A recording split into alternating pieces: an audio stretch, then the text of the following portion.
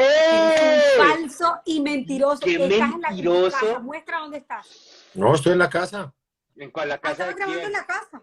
Para mí Sí, que es que eso es estoy un green grabando, screen. sí. Ah, Usted tiene un green screen atrás. Eso no es su casa. Usted está en el estadio, como el man ese de Estados Unidos que se va a grabar, se va a partidos de fútbol con el PC y con una tela verde atrás.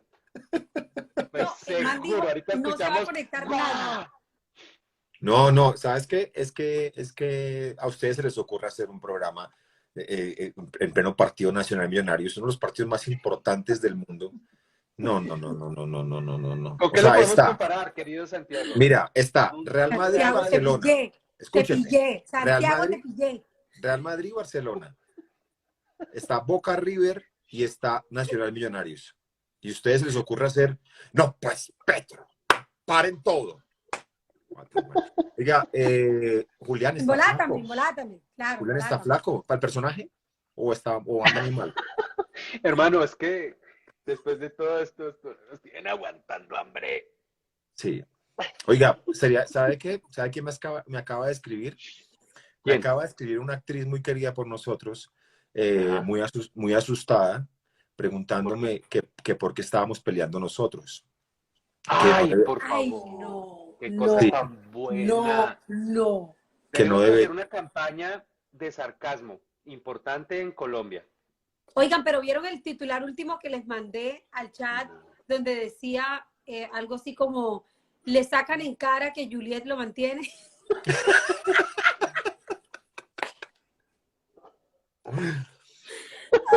Pero ubiquemos a la gente porque algunos están perdidos y no saben de qué estamos hablando. Venga, Santiago, les adelante, por cuento. favor.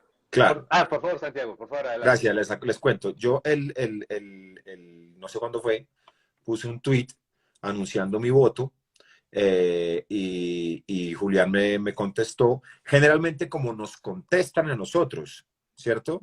Mamerto, castrochavista, váyase para Venezuela o lo que sea. Luego yo le respondo y le digo que él es un actor en decadencia, que ya no lo vuelven a llamar. Luego entra Adriana Lucía y nos llama, ¿cómo fue que nos dijiste? En Ah, mermelados, en mermelados.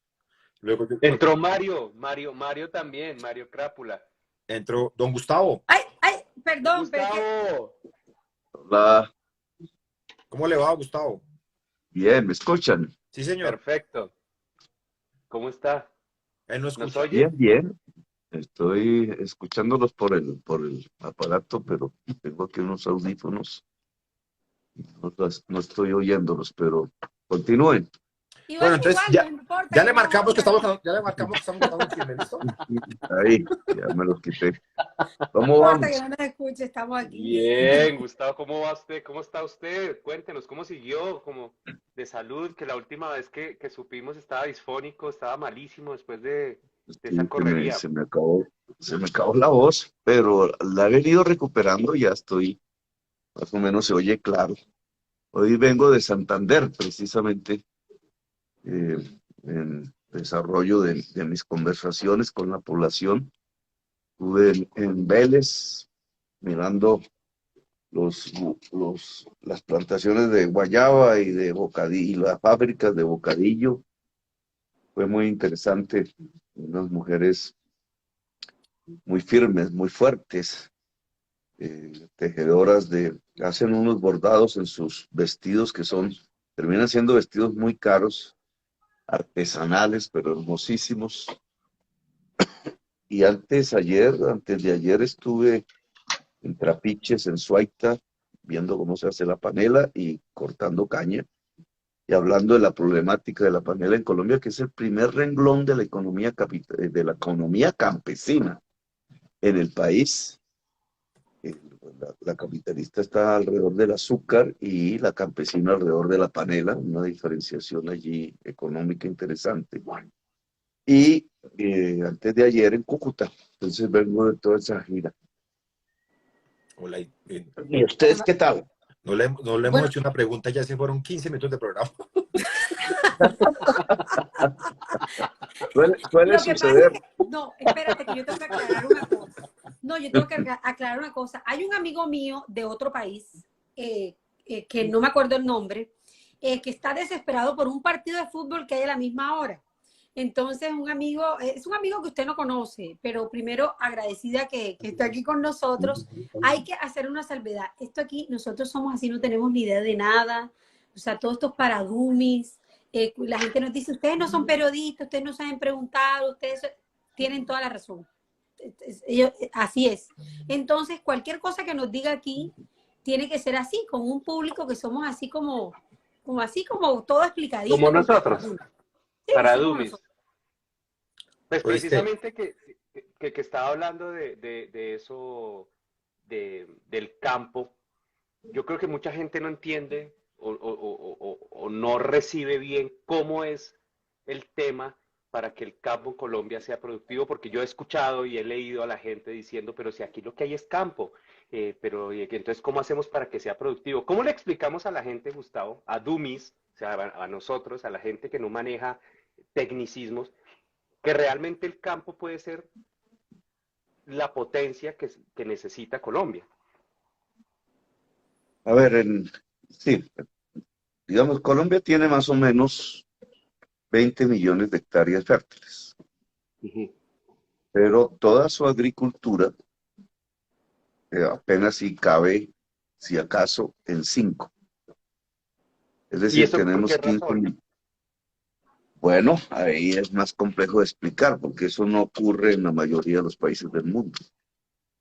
En los países del mundo, ahora sí hablemos, capitalistas, la tierra se usa hasta el último centímetro cuadrado, produciendo comida y otras producciones, haciéndola producir.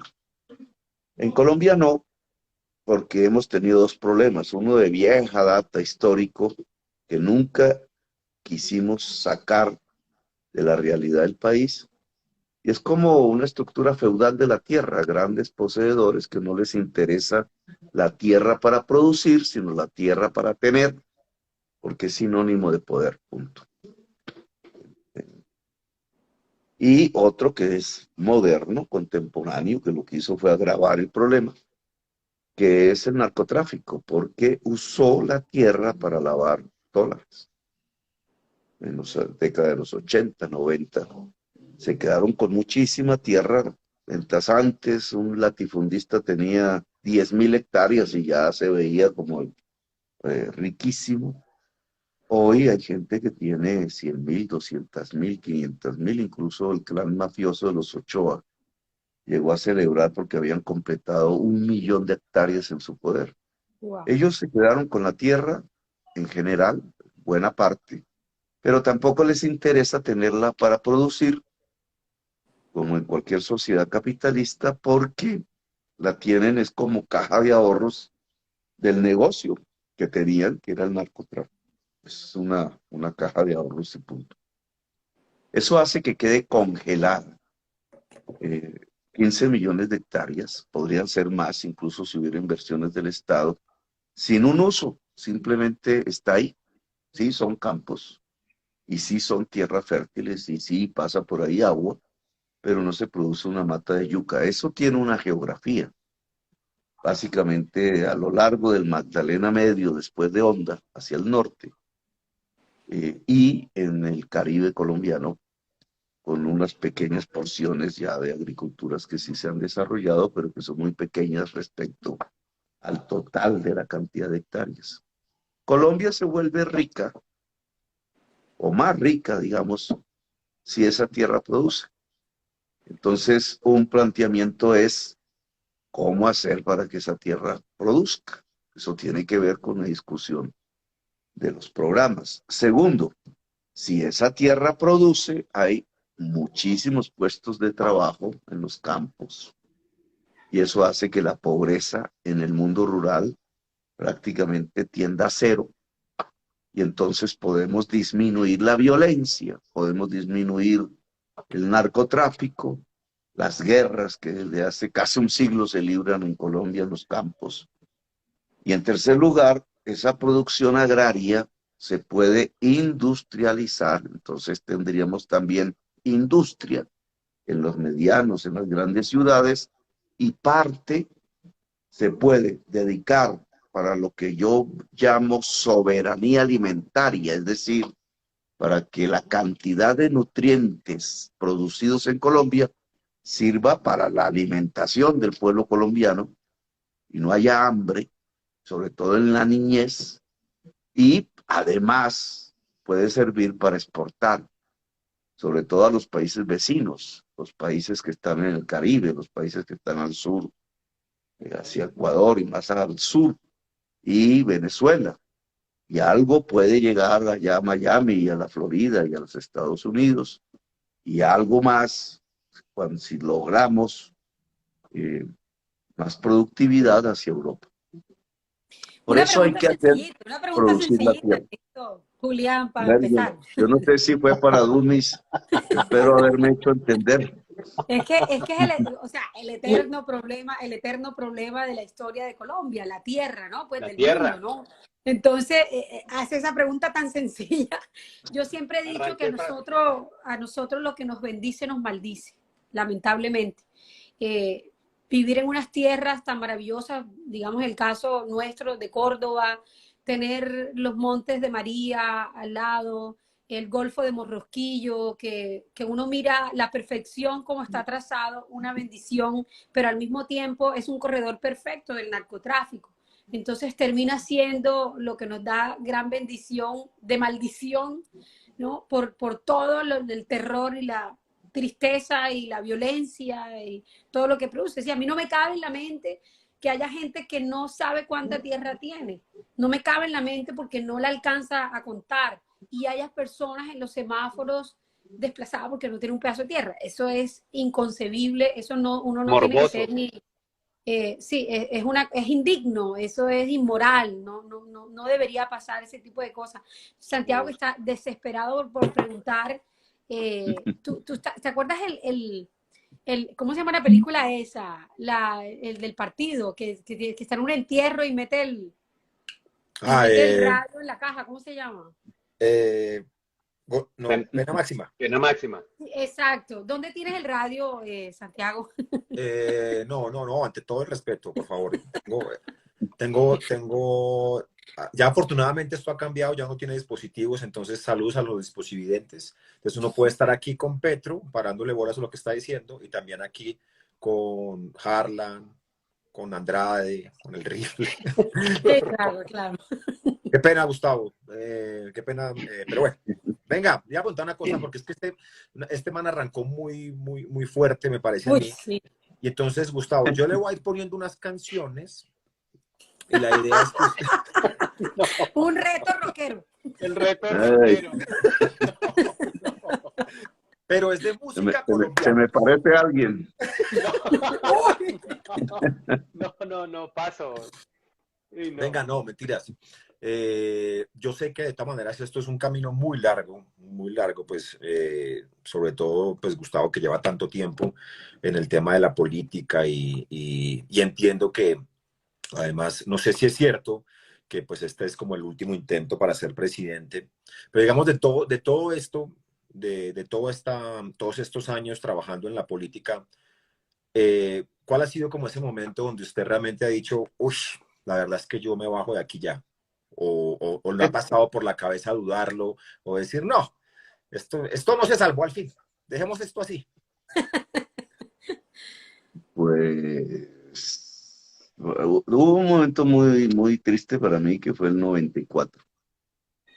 Tenía 33 años y como que un mundo se me acababa porque habíamos hecho el proceso de paz, donde yo pertenecía, había ganado las elecciones de constituyente, es decir, habían hecho la constitución, todo muy interesante, muy histórico, muy profundo, y 3 años después, ninguno de nosotros quedaba vigente en la política, todos nos habíamos quemado en las elecciones.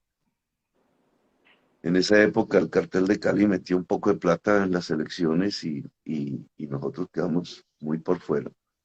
Y se acabó. Entonces la sensación era como si se hubiera acabado mi mundo. Eso fue lo que sentí. Y me fui del país incluso, que yo no conocía mucho lo que había fuera de Colombia. y me fui a estudiar y eso en Europa. Y ya fue un momento muy difícil para mí.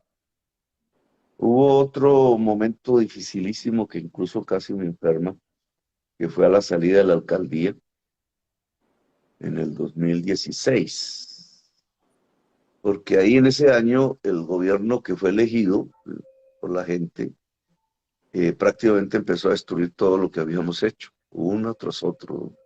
Suspendía licitaciones, suspendía cursos, suspendía proyectos, suspendía programas que ya estaban en plena realización, como la salud preventiva, suspendía la readecuación del San Juan de Dios, suspendía el metro subterráneo, suspendía todos los tranvías que habían llegado a factibilidad y suspendía la licitación para volver eléctrica la Caracas con sus buses, pero eléctricos, suspendí, bueno, entonces era como otro final, ¿no? Ya le había dedicado eso 4 años, mucha. Y además tenía, porque ahí se dedicaron a embargarme ya $80 millones cada embargo. Ay, Dios mío. Y ahí entonces ya me enfermé, ya no era tan, me enfermé. Estaba diciendo que a pesar de la diferencia de capacidades de todos esos líderes que han sido de este campo que fue mayoritario en Colombia, indudablemente autoritario, digamos, yo a veces digo de derechas y de ultraderecha. Durante todo este siglo había un campo de racionalidad. Había, digamos, en la experiencia de esas personas, uno fue ministro de Hacienda, el otro fue gobernador de Antioquia, alcalde de Medellín, etcétera, senadores, todos fueron congresistas. Ser congresista tiene alguna importancia cuando se aplican a la tarea, porque estudian a Colombia, saben de sus problemas, saben qué leyes hay, saben que hay que cumplir la ley y no usarla como papel higiénico. Así le hagan trampas, ellos de todas maneras tenían una base de racionalidad, le llamo yo, y en algunos una defensa republicana, digamos, de aceptar las instituciones, la Constitución.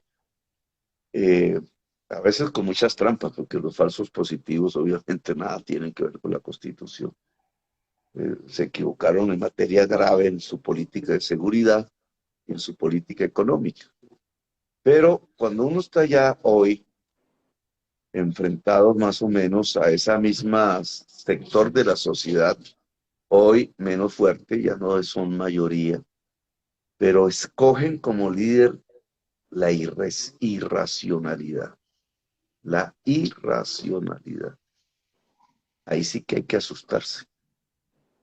No me asusté con Uribe, ahora sí me preocupa si esta sociedad termina eligiendo una persona cuya discusión, cuyo debate, digamos, ausencia más bien de debate, con Uribe se podía debatir aquí.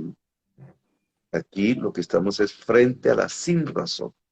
O sea, nos Y pueden ir eso llevando, sí debe asustar a cualquier país. Eso pueden ir llevando hasta el no punto de hay, extrañar a Duque. pues sí, Duque es racional, ¿no?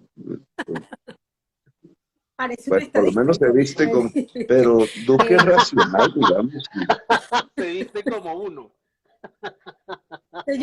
Yo hago una pregunta, es que hay una realidad y es que, digamos que la mayoría de cosas que uno escucha, antes de que lo invitáramos acá al live, estábamos hablando de una mamadera de gallo que hicimos a través de nuestros Twitter, a través de Twitter, diciéndonos como normalmente a nosotros nos dicen, ¿no? El señor aquí presente estaba anunciando su voto, el señor Santiago Alarcón anunció su voto porque como Julián ya lo anunció hace rato, entonces Santiago estaba anunciando el voto y dijo, bueno, mi voto por Gustavo Petro y tales, entonces Julián le puso mamerto, mermelado, no sé, castrochavista, cualquier cosa de esta, y yo les puse, váyanse para Cuba, váyanse para Venezuela, fracasados, no sé qué, y empezamos como una tiradera y usted que ni se baña, usted que no sé qué cosa, usted le paga los contratos, le da plata a Putin,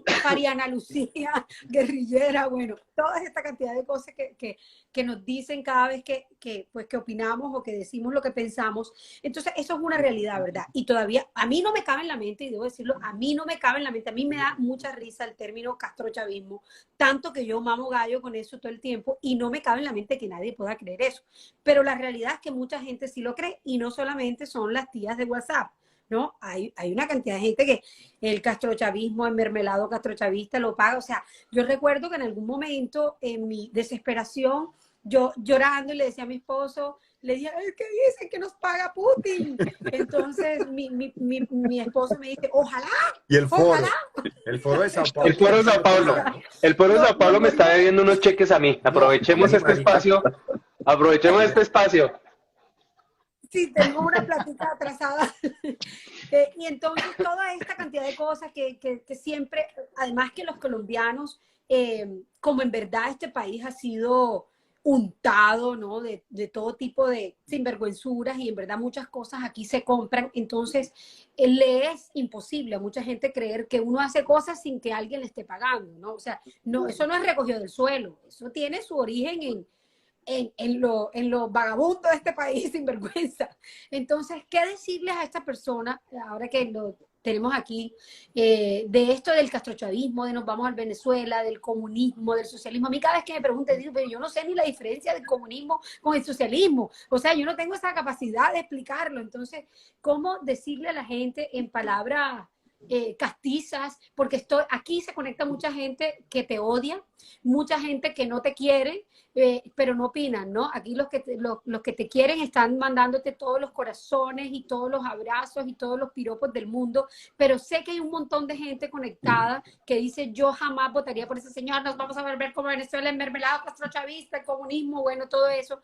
¿Qué decirles? ¿Qué le podemos decir? Porque hay un fenómeno al que yo quiero referirme, y es que aquí hay muchos pelados, aquí hay muchos jóvenes, pero la mayoría que nos escriben dice, es que mi papá cree eso, es que mi tía cree eso. Entonces hay una población adulta, mucho más adulta, y que piensa eso. Y los que son jóvenes y piensan eso son unos Pues, viejitos, pero... digamos, ¿Qué en decir? eso son efectivos nuestros contradictores, porque cuando era peladito, yo me acuerdo que tenía una tía que me quería mucho. Entonces una vez le pregunté, porque algo pronunció y me dijo los protestantes. Entonces yo nunca había escuchado eso de los protestantes, entonces le pregunté, ¿y qué son los protestantes? Entonces dijo, una gente que come niños. Y yo sabía, yo dije, pero ¿cómo de gente que come niños? Yo era un niñito. Yo esa cosa, digamos, claro, cuando escuché eso. Y después decían, no de los protestantes, sino de los comunistas, que comían niños. Me dijo la misma tía, los comunistas comen niños. Y bueno, a la postre, ya crecidito, me puse a investigar un poco. Bueno, porque eso ni los protestantes ni los comunistas comen niños. ¿De dónde metían esas ideas?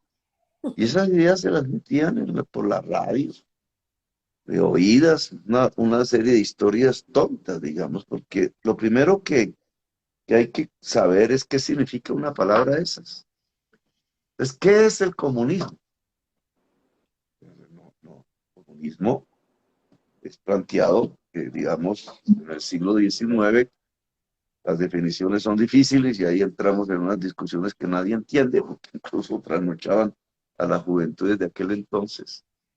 Pero lo que realmente en la práctica se hizo en el mundo alrededor de esos temas, se hizo, no se discutió o se escribió, sino que se hizo. Era un sistema económico en donde el Estado era dueño de los medios de producción, los medios para producir, es decir, las máquinas, las fábricas, la tierra. Si la tierra se cultivaba con asadón, pues los asadones. Y no se extendió eso a que el Estado fuera dueño de los carros o de las casas, sino de los medios de producción. A eso se le llama socialismo, y fue el socialismo soviético y Cuba, aterrizando aquí, por tanto Fidel Castro, fueron partidarios de ese sistema, es decir, de un Estado o de una sociedad en donde el Estado es dueño de los medios de producción. El comunismo nunca existió en el mundo, porque se decía que era el socialismo, pero ya cuando avanzara mucho en su desarrollo, y entonces serían sociedades de tiempo libre y no me meto más en esa discusión porque enredo la piola. Lo cierto es que lo único que existió fue ese socialismo de tipo soviético y Cuba pues construyó su economía en América Latina de una manera similar. Eso se acabó en el 93. En todos esos años, ese sistema económico demostró que no aguantaba el trote. Y todos esos países que eran del socialismo soviético se acabaron. Se fundieron. Rusia soy capitalista, ¿no? Porque ahora creen que porque Rusia fue antes socialista, entonces ahora sigue siéndolo, ¿no? Está el capitalista. O sea que el billete que Eso nos es manda puro Putin es del capitalismo. Incluso capitalismo yo y tal. diría que bajo formas algo rarófonas, oscuras. Pero, digamos, Cuba ha dado pasos para abrir su mercado tratando de imitar a China. China abrió sus espacios, y entonces ya no era el Estado solo dueño de los medios de comunicación, sino muchos privados, gente china que se volvió muy rica además, y hizo de China una potencia. Ahí hay como una mistura, hay mucha propiedad estatal y hay mucha propiedad privada en la economía, es decir, en los medios de producción. Cuando nos asignan a nosotros, entonces Uribe, como eso se acabó, eso, digamos, ya no existe. Entonces Uribe, para asustar al pueblo colombiano, se inventó la palabra castrochavismo. Castro, que también se murió ya, que era partidario, él era marxista, él era partidario de esos regímenes de socialismo soviético. Después hizo mucha crítica de eso, trató de abrir un camino diferente, pero se murió. Y Chávez nunca fue eso. Chávez nunca pensó realmente en estatizar los medios de producción en Venezuela, sino hasta el final, tratando de imitar a Castro, que es un enorme error que cometieron en Venezuela. Y ahí es donde Uribe entonces inventa la palabra castrochavismo. Ya ni si Castro no está vivo, Chávez tampoco está vivo, y el experimento nunca se hizo, porque volver atrás en la historia es imposible. Los venezolanos realmente lo que son es exportadores de petróleo, casi que es lo único que tienen. No producen mayor cosa de industria de agricultura, y les llegaba pues un chorro de dólares muy grande, tienen las reservas petroleras más grandes del mundo. Y pues allá mucha corrupción, porque es que cuando el dinero llega fácil, la corrupción se acrecienta. Y más o menos Colombia se está pareciendo a Venezuela, porque Colombia también la dedicaron a exportar carbón y petróleo, que es lo mismo. Llegaba un gran chorro de dólares, llegaron casi 40.000 millones de dólares solo el año 2013. También se lo roban, también genera corrupción y también está destruyendo su producción agraria, su producción industrial. Todo eso lo estamos importando, igual que los venezolanos. Los venezolanos importan toda su comida. Llegaron a importar tanto whisky que tienen el índice per cápita de consumo de whisky más alto del mundo. Es decir, consumían más whisky que los escoceses. Y que los Y irlandeses. nosotros, sí, y nosotros también nos hemos, pues ahora el maíz, Adriana Lucía, el maíz se descubrió por primera vez por parte de la humanidad en un pueblo que se llama Momil, que yo creo que tú conoces. Ay, no, no, es una discusión más ¿Por buena que qué? hubo en Twitter con eso. Sí, Fíjate, yo que tú soy de estás allá de ahí al Momil. lado, es por allá. Por primera vez en la humanidad, debió ser una señora indígena de la época precolombina, hace miles de años, que encontró la mata de maíz, seguro que vio que los micos se comían las pepas o los pájaros, no sé. Dijo, pues esto también debe ser de comer y descubrió uno de los cereales con más nutrientes y más poderosos de la tierra, igual que el trigo y el arroz. El trigo en el Mediterráneo y el arroz en Asia, y esa fue nuestra comida fundamental en América. Y fíjate que lo que hacemos ahora los colombianos es importar el maíz, 6 millones de toneladas. Si nosotros produjéramos esas 6 millones de toneladas, se necesitarían 1.200.000 hectáreas. Volvemos al punto inicial de esta conversación. Córdoba en todo el territorio tiene 2,5 millones de hectáreas, pero muchos son bosques, muchas partes de eso no son tierras productivas. Es decir, que si quisiéramos producir las 6 millones de toneladas de maíz, prácticamente activaríamos la producción agraria de Córdoba, Sucre y hasta Bolívar. Habría 250.000 puestos de trabajo ahí. Es decir, 1 millón de personas podrían beneficiarse en el sitio donde se descubrió el maíz, pero no, nosotros lo que estamos es importando. Bueno, ya no me acuerdo para... O sea que, conclusión, Entonces usted lo no que es yo digo, castrochavista. no, porque lo que estamos proponiendo es propiedad privada, no propiedad estatal. Cuando decimos, por ejemplo, 1 millón de hectáreas para maíz y protejamos de la importación del maíz de los Estados Unidos y producimos aquí maíz, pues lo que estamos diciendo es que esos 250.000 que podrían trabajar ahí, a lo mejor cooperativistas, a lo mejor trabajadores de otros empresarios, a lo mejor empresarios pequeños, medianos, grandes, son propiedad privada. Lo que estamos proponiendo es desarrollar el capitalismo, porque lo que tenemos en Colombia es mucho de feudalismo, mucho de atraso esclavista incluso. Cuando todos esos insultos a Francia reflejan esas mentalidades. Eso no tiene que ver con este siglo, tiene que ver con el siglo XVII, por allá del siglo XVI, no con el siglo XXI. Lo que estamos proponiendo es desarrollar el capitalismo, pero con una base muy democrática, para disminuir la desigualdad social. Cuando decimos producir la tierra, no estamos hablando de comunismo, no estamos hablando de socialismo. Si estuviéramos hablando de socialismo, estaríamos diciendo que hay que estatizar la tierra. Claro. Eso fracasó allá en la Unión Soviética, casi se mueren de hambre. No, lo que estamos diciendo es que la tierra le pertenezca a mucha gente. A mucha gente. Bueno, ahí dejo. Oiga, tenemos 17.100 personas conectadas. Podemos llegar a 40.000. Sin lío.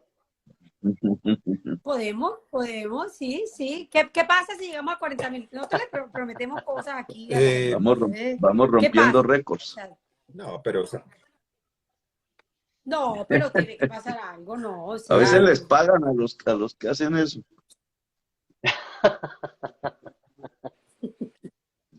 Oiga. Se cotizan. ¿Y será que uno, bueno, ya vamos tachando? Yo voy tachando aquí, Gustavo.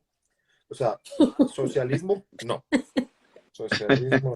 Tachado. No. Eso igual también nos habla un poco de expropiar. Expropiar tampoco. Unión Soviética, no. Tampoco expropiar. Pues listo. Fíjate que cogieron como 100 horas de grabación de... Yo creo que hasta saben cómo me rasco la cara y toda esa vaina. Salúdeme a Verónica, por favor, de verdad. Creyeron que ahí, quién sabe qué iba a hacer.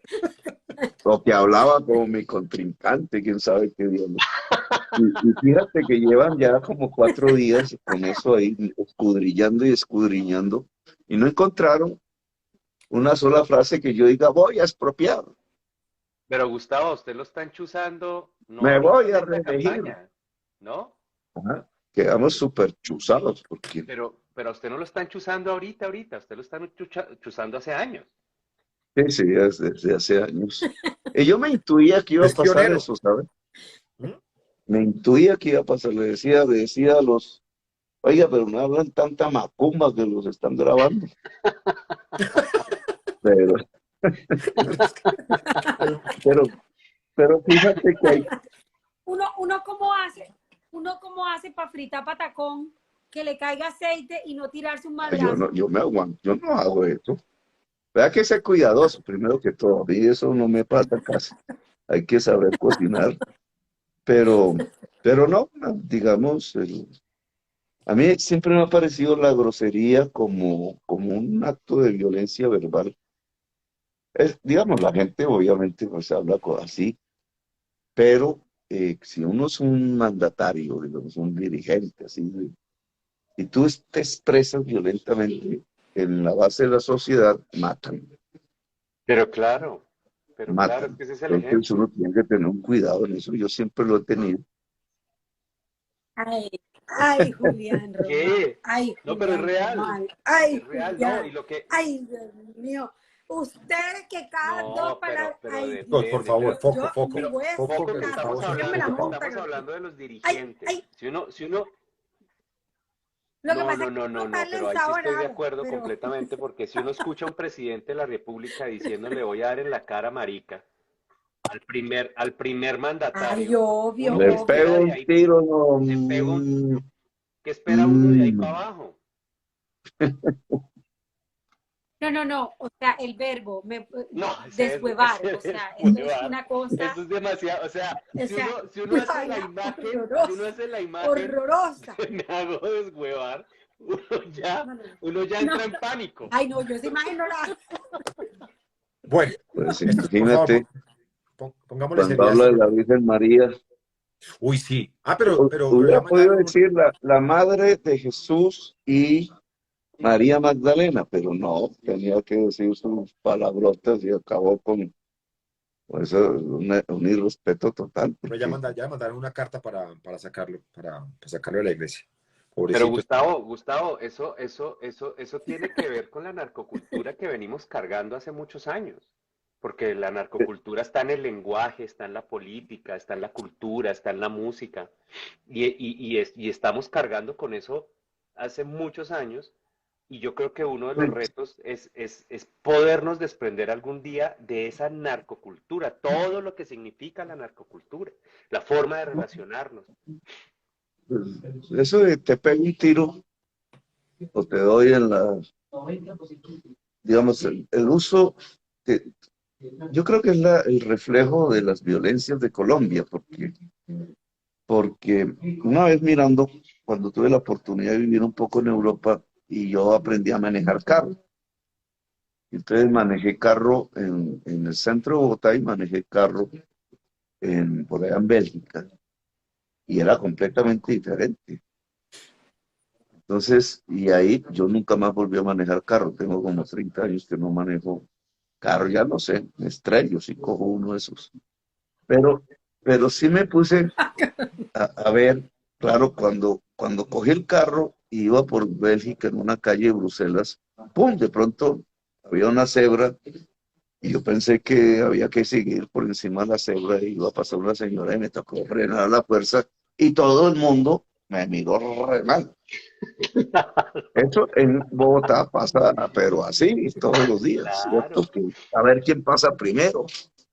Pues ahí lo que hay es el reflejo de unas circunstancias.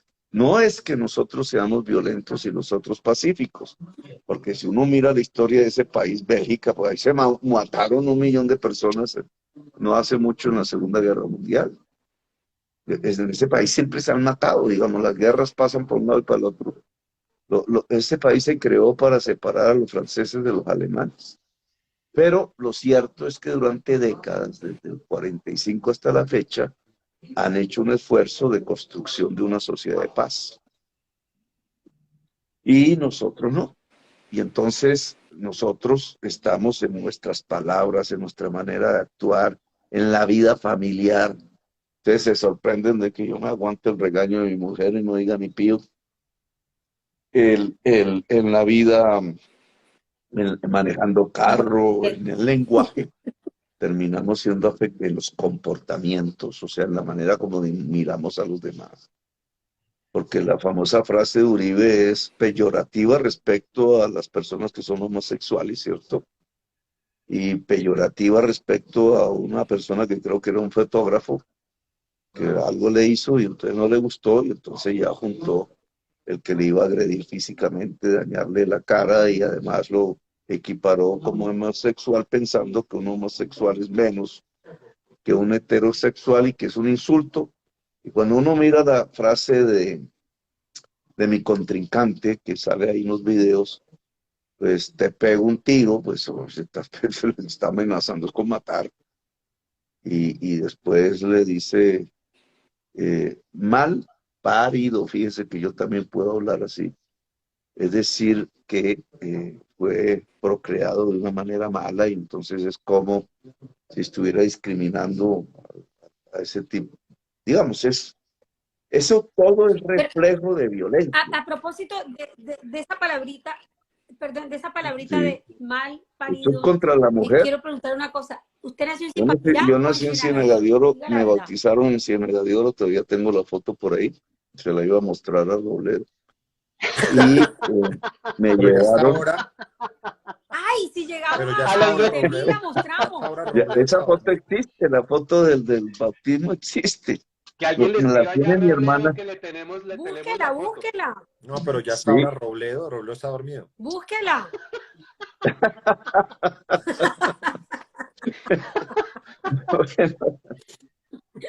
Pero yo dejo Pero me constancia. llevaron muy bebecito a Bogotá. Yo me crié en Bogotá, en realidad.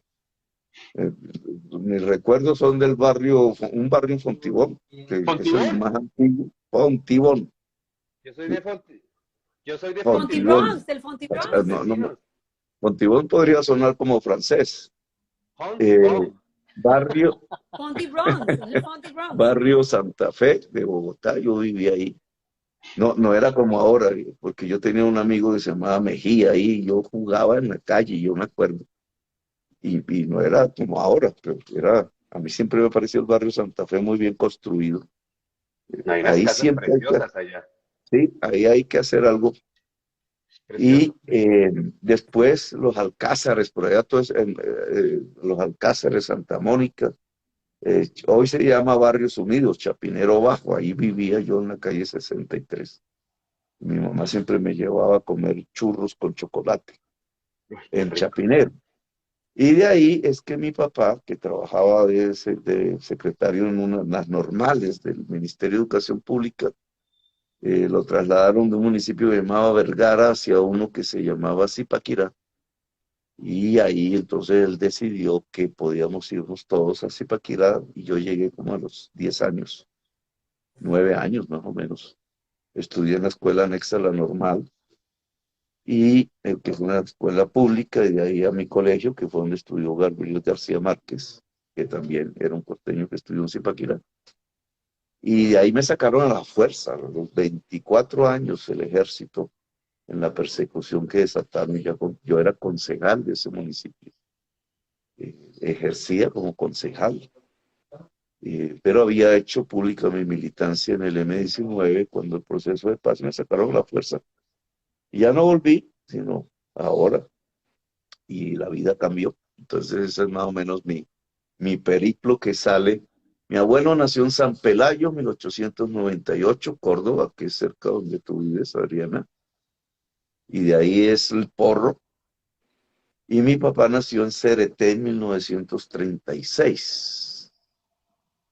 Y ese es más, y no sé, más atrás de mi abuelo, debe haber más gente, pero ya esa pista se nos perdió.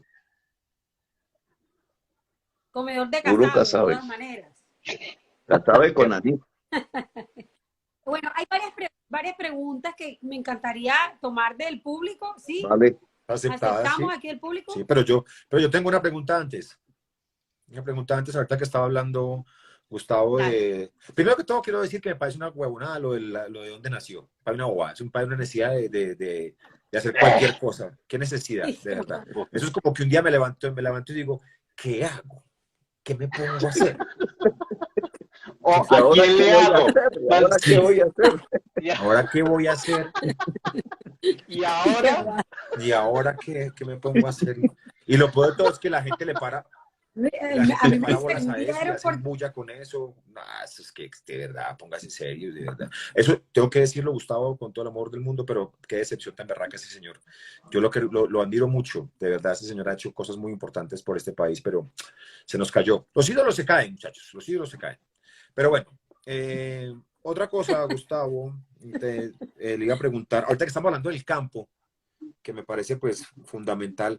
Hola, ¿cómo hace uno para hablar con los campesinos, con los cultivadores y convencerlos? ¿O cuáles son las herramientas que tenemos o que va a tener usted para convencerlos de que dejen de sembrar coca? Bueno, lo primero es no hablar por aquí. Mira la paradoja que tenemos. El programa agrario más clave, en mi opinión, de los 40 candidatos que se lanzaron, que ya no quedamos sino dos, yo creo que es el que hemos presentado, porque es el fruto pues, de toda una historia de reforma agraria que viene desde López Pumarejo para acá, y eso es lo que hemos presentado. Pero los campesinos votan por quien no presenta esos programas. Fíjate, si miras el mapa, sobre todo el campesinado andino, boyacense, tolimense, cundinamarqués, campesinado llanero, votan es por los verdugos de los campesinos. ¿Eso a qué se debe? A que nosotros estamos tramitando la discusión política demasiado adelante con este tipo de tecnologías, y en el campo los recursos para el Internet se los abudinearon. Entonces, las familias campesinas no están observando este debate. Nos van a No puede, demandar, nos no, van a demandar, nos van a demandar. Dios mío, se va a caer el live, se va a caer este, este live, se va a caer. yo lo he probado porque he tratado de transmitir allá cortando caña en Suaite y se va la señal, no hay señal, etcétera. La comunicación es de otra manera. Y esto tiene que ver también con el campesinado productor de hojas, pues allá peor. El campesinado productor de hoja de coca es un campesinado cuyos padres o ellos mismos fueron desplazados de lo que llamamos el interior de la frontera agraria, donde estaban las tierras fértiles, y se fueron al borde de la selva. Eso le llamaban colonización. El gobierno auspició eso hace décadas. Y allá la tierra no es fértil, la tierra es de la selva. La mata de coca es una mata selvática que los incas encontraron en la selva. Y pues se produce mata de coca mejor que en cualquier otro lado. Y allá, por tanto, lo único rentable, la mafia encontró eso, que es la hoja de coca. El campesinado no puede sobrevivir de otra manera. Y no es vendiendo la hoja, es vendiendo la pasta de coca que ya es procesando la hoja, químicos y eso. Entonces venden pasta de coca. Entonces, ¿cómo los convences? Primero tienes que ir hasta allá. Tienes que comunicarte como Estado directamente con el campesinado. Peligroso, obviamente, pero lo tienes que hacer. No es a través de un general, no es a través de un mayor de la policía, porque el campesino entonces ve que es que lo van a poner preso, lo van a matar, lo van a perseguir. No, es el Estado civil dialogando con el campesinado. ¿Y de qué se dialoga? De lo que un capitalista dialogaría con otro capitalista. Si quieres dejar de producir pasta de coca, tienes que ofrecer algo más rentable. Punto. Y ya, así de simple. Ese es el mercado, esa es la ley del mercado. No es amenazando, no es echando veneno, porque el mercado es poderoso. Entonces tienes que usar el mercado para disminuir ese problema. La mejor fórmula sería que se legalizara en Estados Unidos. Problema mayor porque los gringos no hacen eso. La segunda forma es ofreciéndole a ese campesinado entonces alternativas más rentables. Lo puedes hacer en el mismo lugar con productos agrarios si se industrializan. Y esa es la propuesta que yo he hecho. Pero lo hago desde aquí, entonces no es que logre llegar hasta allá, solo hasta que llegue allá puedo decirlo. Y indudablemente establezco una conversación. Que el campesino puede decir, este es otro más que viene aquí, nos dice esto y después nos manda las avionetas con el glifosato o el ejército para llevarlo a la cárcel. O puede empezar un diálogo de verdad. Y ese diálogo de verdad es establecer esos mecanismos. Se puede ofrecer tierras fértiles aquí a cambio de las tierras de allá. Y entonces muchos campesinos te pueden decir, vale, me interesa. Puedes decirles, no sembrar cacao, pero ellos te van a decir, sí, pero el cacao no alcanza la rentabilidad de la hoja de coca, de la pasta de coca. Entonces tú le puedes decir, bueno, te mantemos una planta de chocolate, pero de propiedad de los campesinos. Y entonces pueden ellos pensar y hacen su análisis y dicen, bueno, de pronto. Y así se establece una salida al campesinado que no significa que se va a acabar la cocaína, ni significa que se va a acabar la mafia, pero la debilitas, porque has construido una alianza entre el Estado y el campesinado.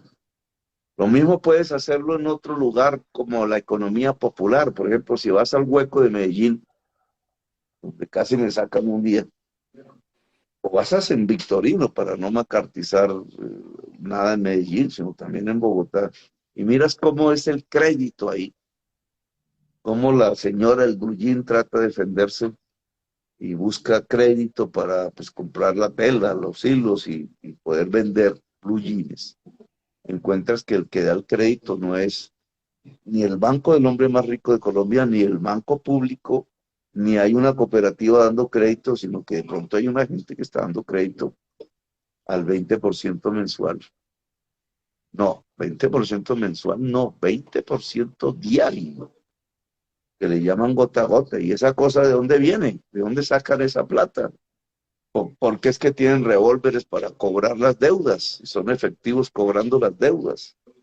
Pues de la mafia. Y entonces ves que la mafia actúa con el campesino productor de hoja de coca, pero también con la economía popular. De pronto vas descubriendo que el problema fundamental es que esas bandas multicrimen no solamente se dedican a comprar hoja de coca o pasta o tracatear o exportar cocaína, sino que también te pueden establecer la extorsión en un tercio de la ciudad y también te sustituyen el crédito que no existe en realidad con usura y extorsionas toda la economía popular y que ahí matan y que entonces los 13.000 muertos que hubo el año pasado, 8.000 los produjeron ellos y que también entonces el jíbaro o el dealer que lleva la droga del joven adicto por allí en alguna esquina y lo va metiendo dentro del engranaje. Y entonces tienes que esas bandas van controlando media sociedad colombiana, tienen poder, negocian con el político, le ofrecen votos, le ofrecen la plata del gota a gota para que compren votos y se establece un maridaje entre la política y el crimen y por eso encuentras que parte de la policía está en la nómina, que de pronto cogen un general que estaba cargando bultos de cocaína, que de pronto en el sitio más vigilado de la policía antinarcóticos sale una avioneta que después cogen en San Andrés o en Providencia llena de cocaína y empiezas a entender que la criminalidad de Colombia queda protegida por una parte de la política del poder y del Estado. Entonces, bueno, yo te puse una exposición, pero se trataba era de saber entonces cómo un Santiago, anota en la libreta, campesino deja de anótalo ahí en la estar libreta. dependiendo de ellos, cómo un joven consumidor deja de estar dependiendo de ellos, cómo una señora que hace blue jeans deja de estar dependiendo de ellos, cómo un político que quiere ser senador deja de estar dependiendo de ellos, porque en la medida en que respondas concretamente y eficazmente a desconectar la población de esas bandas, vas a encontrar que entonces ellos pierden poder y que pueden ser destruidas o pueden autodesmantelarse. Es otro. Bueno, a mí me habían dicho que era 1 hora, ya nos pasamos del tiempo. ¿Podemos seguir? ¿Seguimos? Sí, paramos. ¿Podemos coger la ¿Cómo pregunta o estamos? Ya, no? ¿qué hora es? ¿O qué ¿Con quién hacemos? tenemos que hablar? Pues conmigo, pero ¿qué hora es? Con Verónica. Con Pásenos a Verónica. Verónica a ver si nos da permiso, no lo Porque repito. iba a llamar a Roy, pero como se Me fue, toca pedir permiso. entonces no. Ay, no. Sí, me toca, pero no, hagamos una última pregunta porque sí, es que estos días son Sí, No, yo, más no, al no. complicados. contrario. Aquí No, pero es tenemos, Todas que, las- no, pero no fue una última. Hay que escoger una, pero No, respuesta corta a las esta es muy preguntas sencilla. rapiditas, Una así que preguntita vale. rapidita. Signo zodiacal. Aries, 19 de abril, Gracias, Gustavo. Aries. la gente, Mi contrincante la también es gente. Aries, entonces todos esos que hacen el mapa astral y todas las vainas, ahí quedamos en la olla porque ambos somos Aries. La gente, bueno, bueno, esta es una cosa que aquí lo han preguntado mucho, sobre todo para darme palo. Bueno, yo soy cristiana, entonces siempre las cadenas de WhatsApp que llegan, que Petro haciendo brujería y usted cristiana, se junta con los brujos y yo no sé qué cosa. Entonces aquí un montón de gente me ha No, no, escrito, qué no quememos vergüenza. la última pregunta con eso, por Eh, favor. ¿Usted fue, ¿a dónde fue que fue No, a hacer yo, brujería? ¿Dónde es que dice que En, se déjeme, yo fue? quemo la en última Onda, allá pregunta. en la casa del pescador donde estuve, Qué entonces dijeron, horror. como me madrugué a pescar, entonces dijeron que me madrugué a un rito satánico y eso lo metieron en los WhatsApp. Y hay gente que lo cree. Claro, Y Sí, sí, claro. por No, espere, supuesto. Gustavo. Y lo digo por Mire, yo lo eso. voy a quemar. Le quemo la última pregunta. Ya que aquí hay artistas, ¿no? Julián Román, reconocido actor por su, digamos, por diferentes éxitos como Valentino el Argentino, Adriana Lucía, que después del vallenato no volvió a pegar. Eh, No pero volvió a le quería pegar. preguntar una cosa, Después de los Gustavo. contratos de Son Santos. realmente dos preguntas. Una es, ¿por qué cree que en los debates poco o nada se habla de cultura? Yo siempre que me siento a ver los debates, nunca se toca el tema. Y segundo, ¿qué propuestas tienen ustedes para el tema de la cultura en Colombia? fíjate que no preguntan, Ay, no, pero sí, yo para poder ponerle a la. Ay, no, Santiago, porque era Pero así. Si esta es la más gente importante tiene que un todas. pocotón de preguntas, oye. preguntan poco de cultura, preguntan poco de deporte, a pesar de que hay mucha gente que... Y de medio ambiente un poquito, pero también muy poco. Y tiene que ver con que eso no les da rating, no les da, y no da votos, pero es fundamental. Entonces, yo siempre pienso en lo que hicimos en Bogotá como una experiencia. Lo que hicimos en Bogotá más o menos fue lo siguiente. Incluso fue igual como un modelo para deporte y para cultura, porque al final el deporte también es cultura, cultura física, y es necesarísimo para la salud. Entonces fue coger el colegio, la escuela, llamémoslo así, como el espacio fundamental donde realizar la política pública de cultura. Entonces había un presupuesto de cultura a un lado y había un presupuesto de educación en el otro. Nunca se nos ocurrió pensar que había que fusionar ambas cosas, pero sí articular ambos presupuestos en una serie de programas comunes. Uno de los cuales, por ejemplo, volver, porque eso ya lo habían quitado, a enseñar y a estudiar en el colegio público arte y cultura. Ujú. En ese programa, porque así es que se crea un público, llamémoslo así, y se crea, digamos, una necesidad de la cultura en la sociedad, porque lo único que nos separa del mundo animal es la cultura. Nosotros somos humanos específicamente por la cultura. Y esa cultura estudiada, pues tiene un escenario que es el colegio, la pedagogía. ¿Quién enseña la cultura en un colegio? Entonces nos preguntamos. El sindicato de maestros decía, pues hay que tener profes de arte, profes de música, como yo tuve profes de educación física, como yo tuve en mi colegio. Y a nosotros se nos ocurrió que mejor era digamos, las personas que estaban alrededor del colegio que producían cultura, Entonces estaba la banda de rock por ahí en el barrio popular, estaba algún grupo de teatro, había algún artista plástica, había algún poeta, había un escritor por ahí, etcétera. Todos ellos los contratábamos para darle clases a los niños. Fue tan exitoso que incluso logramos formar como una institución nueva que fueron los clanes, centros de aprendizaje local, que eran unos edificios que arrendábamos, ¿no? La infraestructura no era que sirviera mucho, pero sí eran espacios y entonces allí más o menos 90,000 niños se dedicaron al estudio de todo tipo de artes con personas que producían en la misma localidad arte y cultura. Entonces les pagábamos algo y se producía una especie de sinergia que era, financiábamos los productores de cultura de la localidad y al mismo tiempo ellos enseñaban arte y cultura a la juventud, a la niñez. Y de allí se fue creando una sinergia, metimos toda la orquesta filarmónica, eso mismo, a enseñar en los colegios. 20,000 jóvenes, niños y niñas se dedicaron a la música clásica.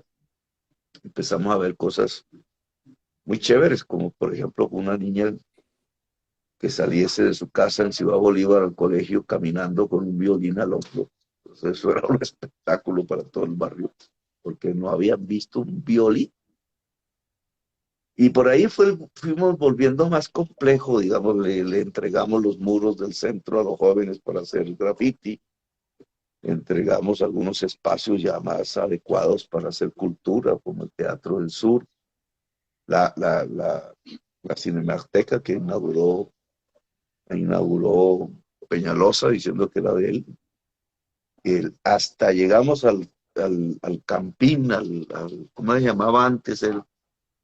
Era junto al estadio, Coliseo, el Campín, que era, claro que me quedé un poco defraudado, pero digamos, ahí iba a estar la sede de la Orquesta Filarmónica y el Coliseo vuelto un escenario de presentaciones un poco más privadas, digamos, del mundo que ahora Duque llama economía naranja, pero ambas.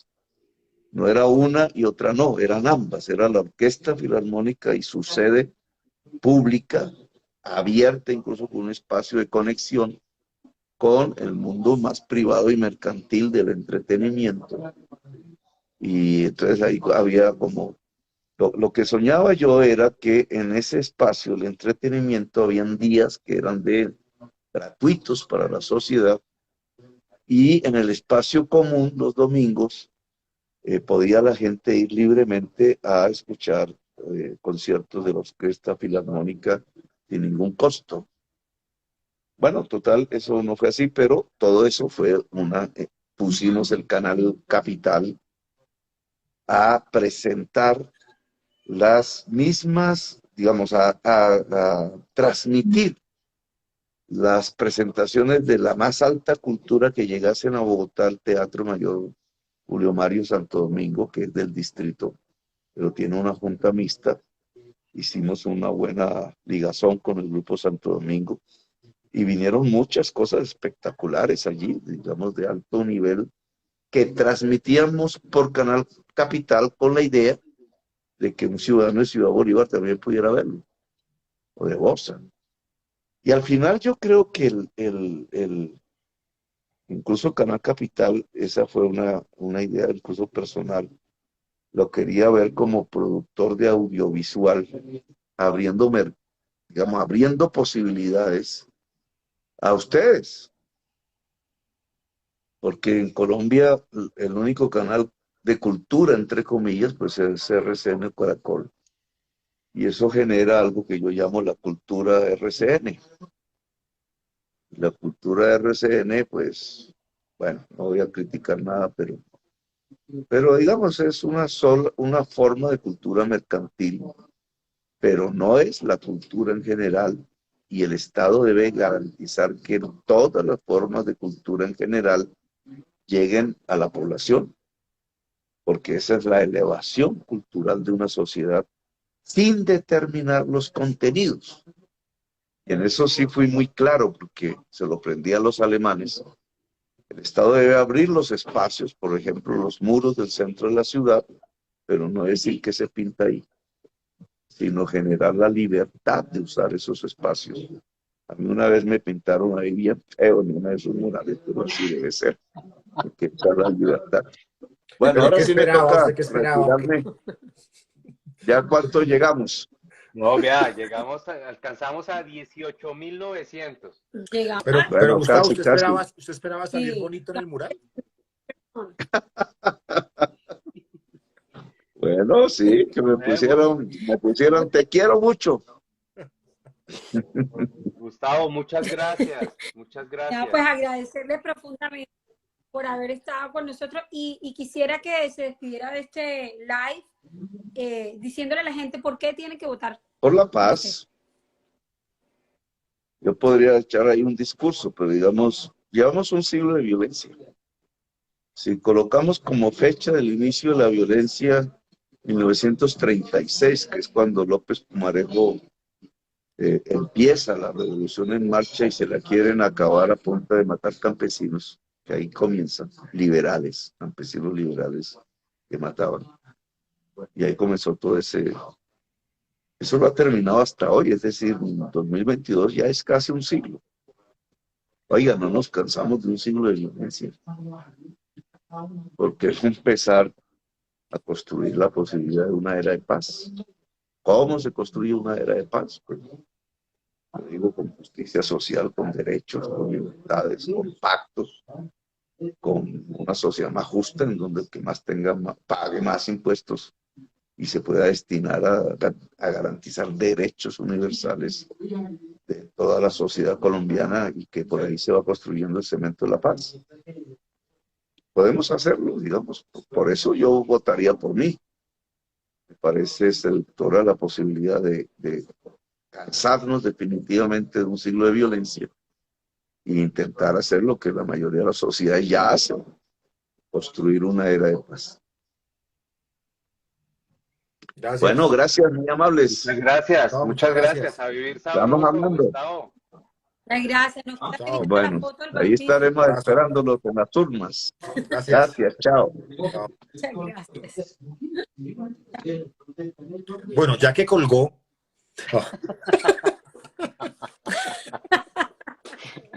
Ahora sí, ahora sí. Ahora sí. Bueno, muchachos, nada, los quiero mucho. Gracias por conectarse a todos los que se conectaron, de verdad, que eso así como tan bueno, inesperado. último Sí. partido nacional Millonarios 0-0, 0-0, vamos 0-0, comienza ya en contados instantes, segundo tiempo. Nos vemos, ¿Cómo que va la estén muy bien. Casa Azul? Ay, bueno. Yo empiezo el primer Uy, tiempo cómo con las están de gemelas en este lindas. momento. Qué cosa tan espectacular. Uy, chichichu. Julián, yo creo que hasta ahí ya es Entonces bueno me de voy. delgadez. Ya lo otro ya es enfermedad. Vamos a mantenernos ahí, ¿listo? Gracias, Santi. Gracias, ¿Qué? Santi. Es que el personaje lo exige. Oye, no seas Yo atrevido, sí no cuido tienes del el cuerpo. cuerpo de él, o sea, ¿qué te pasa? ¿A ti Yo quién no te digo dice nada de por sus tu pastillas. bigote nada? O sea, mi papá me decía, las pastillas la usan ¿Quién te los dice? piratas, los bandidos, y en esta época muy poco pirata y mucho bandido. Dijo cualquier cosa, güey. Tu papá ese día estaba prendidito, No, ¿no? o sea, no, el chavo, o sea, el chavo. Estabas así, vea. Estaba así. Venga, Julián, le digo una cosa. Venga. No, ¡Venga! ¡Mijo! te ¡Los falta. quiero! Chao. No, qué vergüenza. Chao, muchachos.